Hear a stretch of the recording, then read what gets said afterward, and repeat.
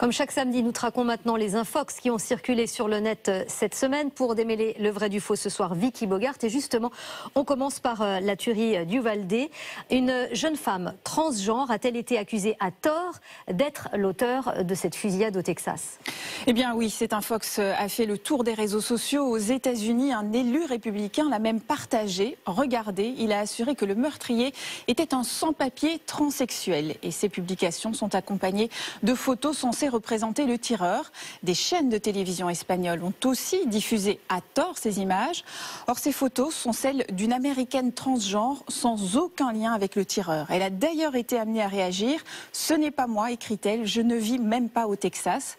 Cet infox a été délibérément créé sur un forum car il existe une légère ressemblance avec le vrai tireur que voici. C'était un citoyen américain et pour le moment, rien n'indique qu'il était transgenre. Vicky, les Simpsons avaient-ils prédit la variole du singe? C'est un classique sur les réseaux sociaux, ressortir des extraits des Simpsons qui laissent sous-entendre que la série prédit toujours l'avenir. Voici les dernières publications virales en date. Une image d'Homer à côté d'un singe et une autre où il est couvert de boutons. Sauf que ces deux extraits appartiennent à des épisodes qui n'ont rien à voir l'un avec l'autre. D'ailleurs, Homer avait la varicelle. D'autres posts assurent cette fois que Bill Gates avait annoncé il y a peu une nouvelle pandémie proche de la variole.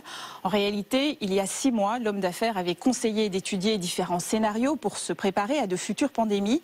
Et il avait pris comme exemple un terroriste qui apportait la variole dans 10 aéroports, d'où cette nouvelle infox. Voilà qui est clarifié. La police néerlandaise a-t-elle utilisé un deepfake pour tenter de résoudre un cold case?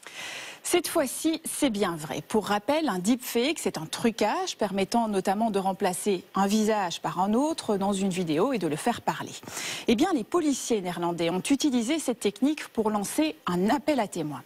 Ils ont fait revivre la victime le temps d'un film. Ce jeune footballeur de 13 ans a été tué par balle en 2003 sur le parking d'une station de métro de Rotterdam alors qu'il jouait avec ses amis. En voix off, on entend d'abord la voix de sa sœur, puis celle de la victime. Écoutez.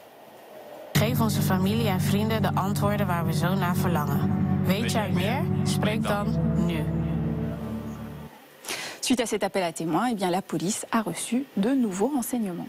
Merci beaucoup Vicky d'avoir démêlé le vrai du faux.